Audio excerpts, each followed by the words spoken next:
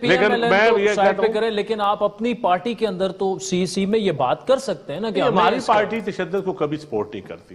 تو ہماری پارٹی ابھی بھی آپ دیکھ لیں، ابھی بھی جو دہشت گرد پی ٹی آئی کو دہشت گرد جماعت ڈکلیئر کرنے کے بعد پیپلز پارٹی سب سے پہلے بولی اس کے اوپر کہ کسی پولیٹیکل جماعت کو آپ دہشت گرد کیسے ڈکلیئر کر سکتے. تو اس کا مطلب خان اگر ڈسکوالیفائی ہوتا ہے تو آپ کہیں گے کہ یہ بھی نہیں ہونا چاہیے. دیکھیں ڈسکوالیفیکیشن اگر کوئی کیس فیئر ٹرائل کے ساتھ بعد کوئی بندہ ڈسکوالیفیکیشن ہو تو وہ پھر ہم خان صاحب کی طرح یہ بھی نہیں کہ یہ 63 اور 62 جو ضیاء الحق کی ترامیم ہے اس پہ ہم تو کہتے تھے وہ پہلے بھی غلط تھی، وہ آج بھی غلط ہے. خان صاحب تو اپنا انٹرویو ہے نا کہ خواہ میں ہی نائل ہو جاؤں تو یہ بالکل ٹھیک ہے، لیکن میں سمجھتا ہوں کہ یہ پارلیمان کا کام ہے. یہ صادق اور امین صرف سیاستدانوں کے اوپر ایک ترمیم کے ذریعے پارلیمان کا ہی کام ہے. جو نواز شریف صاحب کی ڈسکوالیفیکیشن ہوئی اس میں تو اب اوپن سیکرٹ ہے، جو لوگ باتیں کر رہے ہیں کہ ایسا نہیں ہونا چاہیے تھا، سب کچھ انجینئرڈ تھا سارا.